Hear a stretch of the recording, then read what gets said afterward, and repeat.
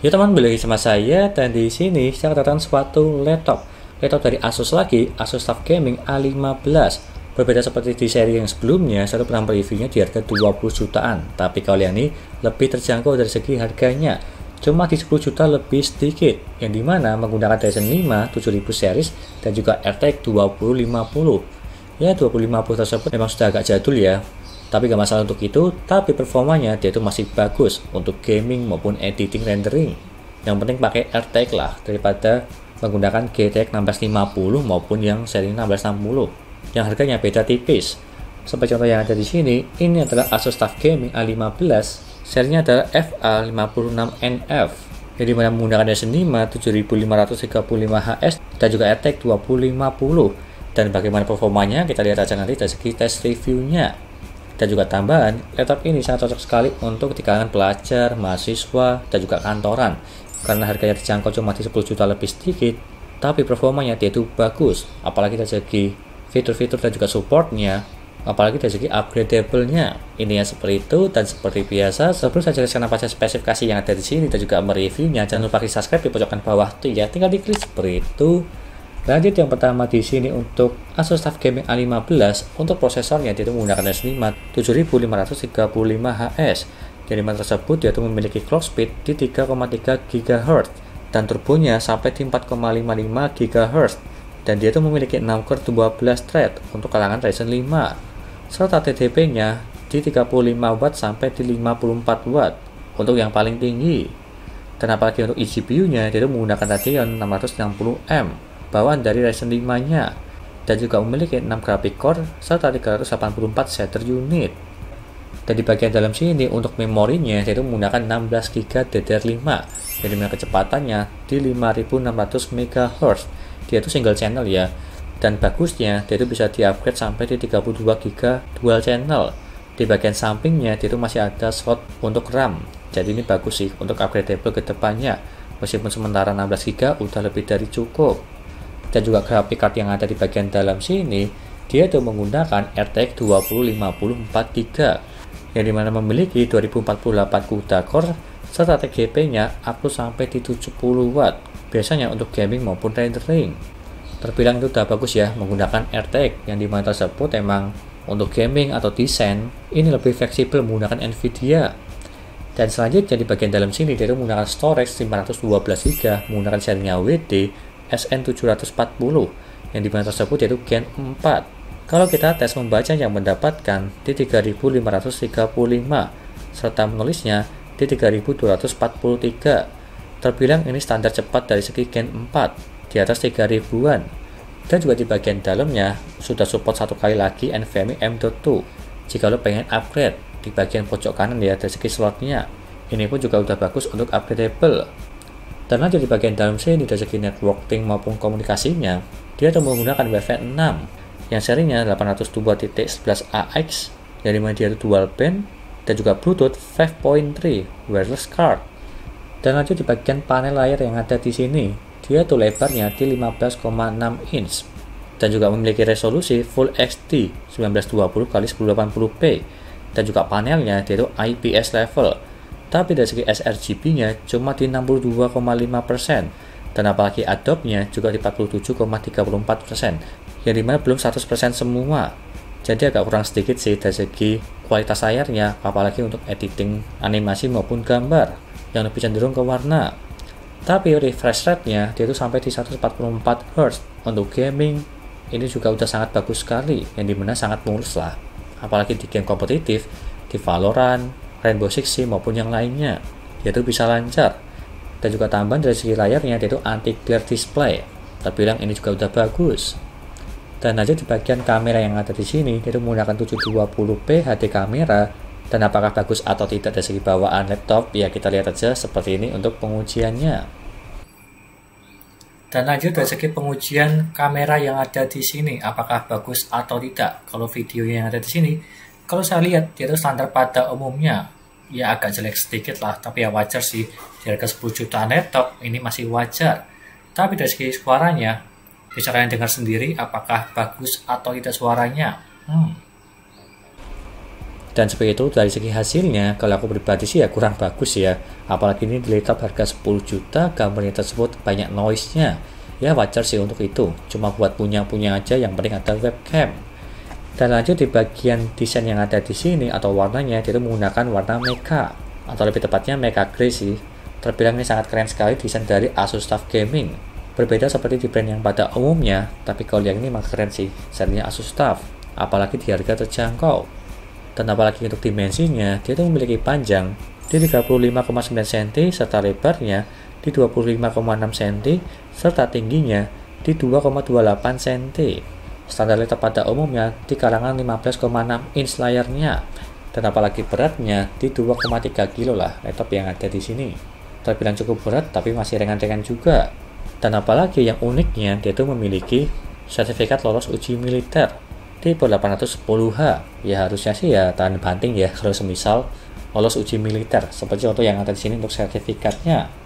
Dan lanjut dari segi desain yang ada di sini keyboardnya, dia tuh warnanya bisa diganti-ganti, dan dia itu juga menggunakan backlight CLED keyboard one zone RGB, yang dimana warnanya bisa diatur melalui software. Yang dimana uniknya di tombol WASD dia itu berbeda lah, transparan sendiri, berbeda seperti di keyboard yang lain tombolnya. Dan di bagian paling pojok di sini dia itu ada numpad. Ya ini paling cocok juga untuk kalian yang suka ketik-ketik atau menghitung kalkulator. Sudah tersedia numpad di bagian pojok kanan. Dan apalagi touchpad yang ada di sini, dari segi kelebarannya dia itu standar pada umumnya udah bagus lah di bagian tengah-tengah keyboardnya. Seperti itu dari segi touchpad. Dan juga audio di bagian dalam sini dia itu memiliki fitur EA Noise Cancelling teknologi serta HiRes Certification untuk headphone, dan juga built-in array mikrofon serta 2 speaker system di bagian kiri maupun di bagian kanan. Sudah cukup bagus juga. Dan lanjut di bagian cooling di bagian dalam sini, yang dimana dia itu memiliki dual fan 83 blade atau 83 sayap lah, untuk bandingin Ryzen 5 7535HS. Kalau saya uji untuk minimalnya mendapatkan di 40 derajat, tapi maksimalnya mendapatkan di 93 derajat untuk maksimalnya. Terbilang ini agak panas, tapi aku juga orang tahu ya, kalau saya lihat di bagian dalam dia itu memang udah agak berdebuan sih, jadi ya mungkin bisa mempengaruhi dari segi suhunya. Apalagi suhu di maksimal di bagian fan kiri kanan memang agak debuan sedikit, tapi dari segi minimalnya terbilang ini dingin di 40 derajat dalam posisi tidak ngapa-ngapain di desktop diam aja. Untuk maksimalnya saya tes di Cinebench. Dan lanjut di bagian samping yang ada di sini untuk port-portnya. Yang pertama di bagian sebelah kanan dulu ya. Dia tuh ada Kensington lock dan juga satu kali USB 3.2 Gen 1 Type A.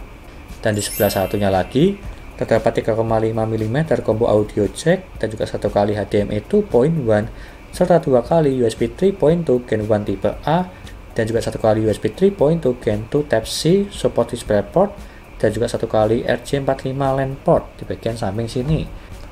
Dan lanjut yang paling utama, kita tes dari segi gaming, apakah ini bisa menghandle game-game zaman sekarang atau tidak. Yang pertama di game GTA 5 dulu. Settingan 1080p dan juga settingan high dia mendapatkan di 110 fps. Terbilang ini lancar. Kalau semisal di settingan very high juga masih bisa lah, mungkin mendapatkan di 70-an fps untuk di settingan very high. Dan apalagi di game GTA Roleplay juga masih aman lah menggunakan laptop yang ada di sini. Dan lanjut ke Tom Clancy Rainbow Six Siege, settingan 1080p dan juga settingan very high, dia tuh mendapatkan di 148 fps. Ini pun juga lancar jaya. Kalau semisal di settingan ultra, dia itu juga masih bisa lah, masih mendapatkan di atas 100 fps. Tapi kalau yang ini sama saya setting di very high juga nggak masalah juga sih, bisa tembus hampir di 150 fps karena gamenya dia itu ringan. Dan lanjut ke Shadow of the Tomb Raider, settingan 1080p dan juga settingan high mendapatkan di 56 fps. Ini pun juga masih aman, hampir menyentuh di 60 fps di settingan high. Dan kalau semisal pengen lebih, mendapatkan di atas 60 fps, silahkan setting ke settingan normal atau medium. Bisa dibilang ini udah lancar lah di gamenya Shadow of the Tomb Raider.